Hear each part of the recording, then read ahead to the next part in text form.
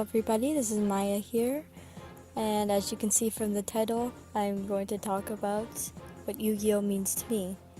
This was started as a chain by Rarityfangirl31 on YouTube, and I'm joining in after watching Ant Cotz's reply also on YouTube. This was kind of like a call and response on YouTube, or as we call it here on Wattpad, a tag, and I decided even though I don't have an audience that listens or something like that, I want to do it too, and you can't make me shut up, that's how I am.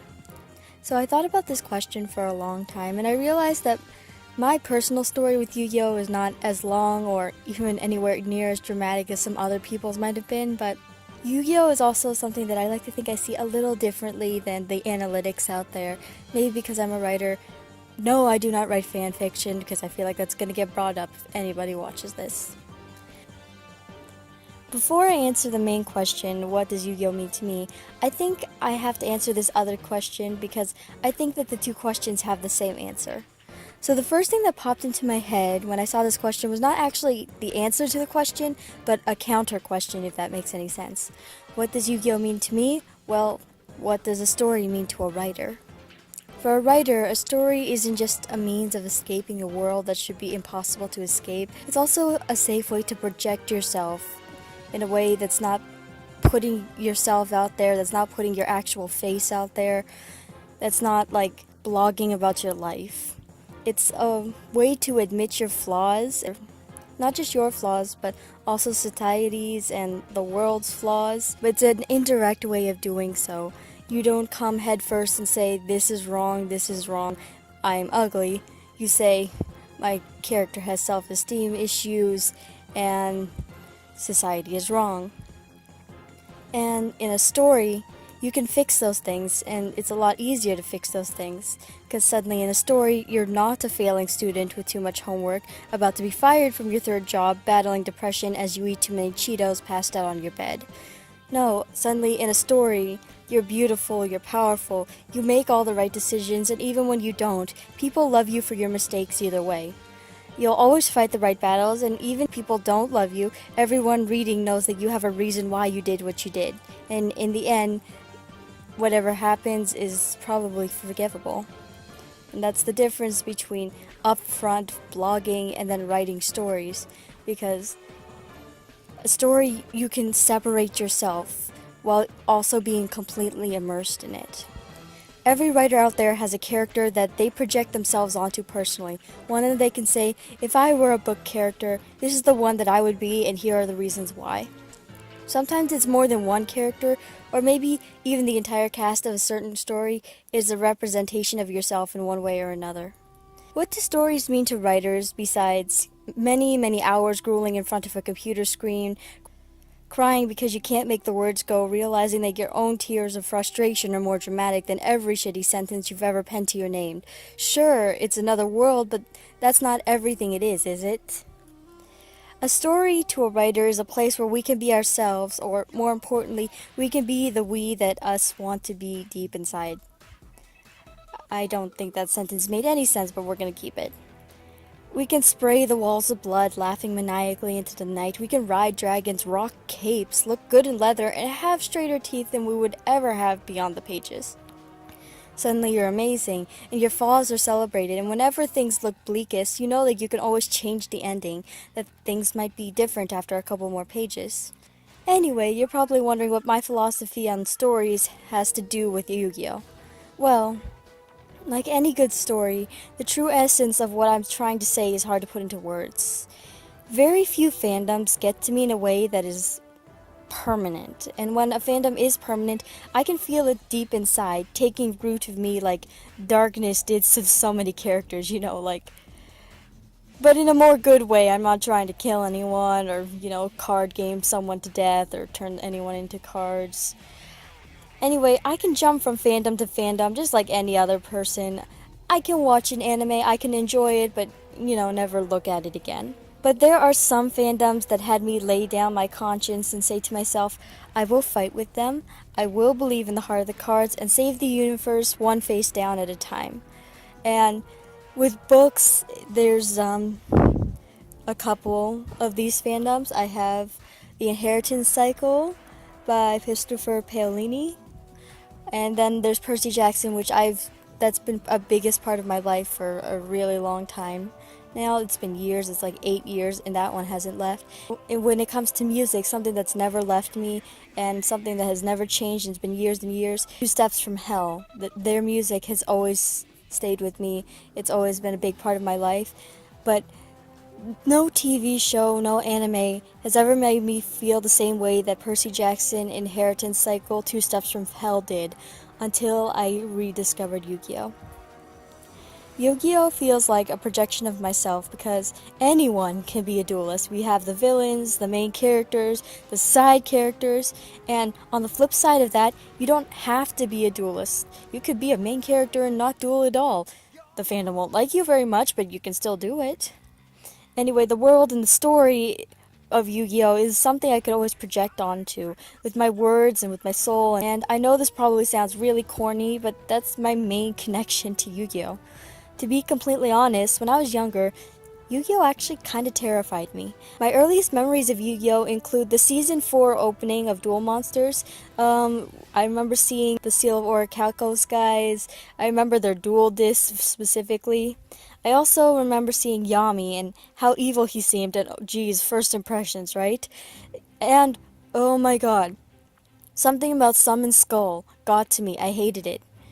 Ugh. I was like 5 or 6 when this was out, maybe 8 at the oldest, because it would just like flash on the TV and then I would never watch it, but only watch it if it was the only thing on TV.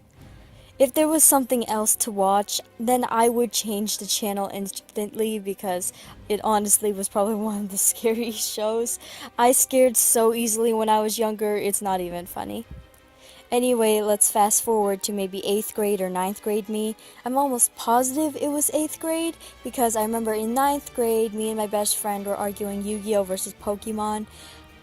I knew that I was arguing for Yu-Gi-Oh! And she was going for Pokemon, but neither of us were arguing very well, so there was some time in between, so I think it was 8th grade.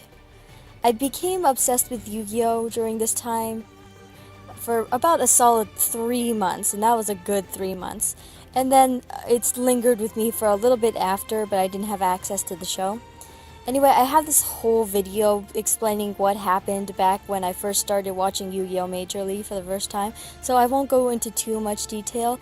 The link will be in the description, is the Skipping 5Ds one. Anyway, I crashed for Yu-Gi-Oh! And I crashed hard. But then, like most people did, I fell out of Yu-Gi-Oh! For several years because holding on to an obsession straight through is really hard. So fast forward once again to February of 2017, actually, this year. Netflix suggested it. I started watching anime because it's easier to download onto Netflix. It takes up a lot less space than full-length episodes, and I had really crappy Wi-Fi, so downloading was probably my lifesaver at that.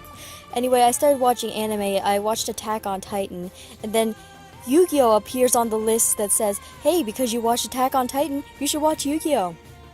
Yes, that's like the greatest comparison ever. They probably have limited anime, that's probably why. So, we can blame Netflix for the start of my Yu-Gi-Oh! Revival. I decided, what the hell, I loved it so much before, might as well watch it, figure out how it ends. It took a little while because my Wi-Fi was crap, but I rewatched all of Duel Monsters and Zexal in dub together. Seriously, together. One day I would watch Duel Monsters, then I would watch Zexal, then I would go back to Duel Monsters. Sometimes I would do Duel Monsters several times in a row because that was the priority. And Duel Monsters is great. I mean, there is no Yu-Gi-Oh! Fan who loves Yu-Gi-Oh! And doesn't love Duel Monsters. But once I got through Zexal, I found something that I hadn't found in a fandom since Percy Jackson Inheritance Cycle Two Steps from Hell. And it was a reason to put pen to paper. I didn't care how much filler there was, or how annoying Yuma was at first. It was the story, and how they approached it, and how they twisted it and turned it. I love my darkness, don't get me wrong, but I also need that light to balance things out. The thing with shows that just keep the action rolling all the time is that it doesn't give you a time to breathe and see the characters as characters. I mean, flashbacks are nice and stuff, but seeing people live their daily lives and make these interactions and these connections through non-card game related activities, I don't know, it gets me that those sort of things get me just as much. It was always those smaller moments that got to me. Yuma and Astral bickering, Kaido putting on his jacket before a duel, or Ryoga running away from his sister on her first day back to class. Anyway, after watching Zexal, I swore that I would watch every Yu-Gi-Oh show ever made. I am working on making my own deck, and I will get to 5Ds eventually. I promise. Anyway, I watched and completed the Yu-Gi-Oh series in this order: Duel Monsters, Zexal, GX, the Dark Side of Dimensions movie, and then I binged through all of Arc 5 in about 3 weeks. Literally, I just ended it a couple days ago. I finished it all. And then just yesterday, I started rewatching Zexal in sub because I haven't watched it in sub, although I have rewatched the dub several times. Okay, that's actually an overstatement. I haven't rewatched the entire dub several times, but I have rewatched certain episodes, and back in that 8th, 9th grade time, I did rewatch about that middle section, the end of Dr. Faker, in the beginning of the Barian arc, like, on repeat several times. So, I have watched Exo a lot, and I'm rewatching it now.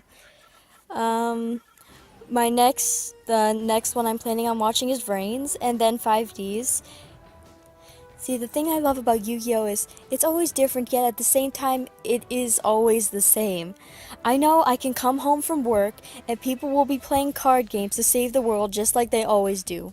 No matter if you're riding a hippo, or flying a Blue Eyes White Dragon jet, or nyeh. So in summary, Yu-Gi-Oh! Feels like something that I can just project my life onto, on my soul. It has those high intensity moments that make the story great, but then you also have those low points, so it's not constant action, not constant filler either. So it's like, from a writer's standpoint, Yu-Gi-Oh! Is like my own story. I'm not saying I wrote it, but it's like a story that I wrote. It's the same sort of connection, because as writers, we know that we love our own stories the most at the end of the day, because they're ours, they're personal, they are projections of ourselves, and if a show can capture that same sort of feeling, then that's probably one of the coolest things that a show can offer, and Yu-Gi-Oh! Does that with me.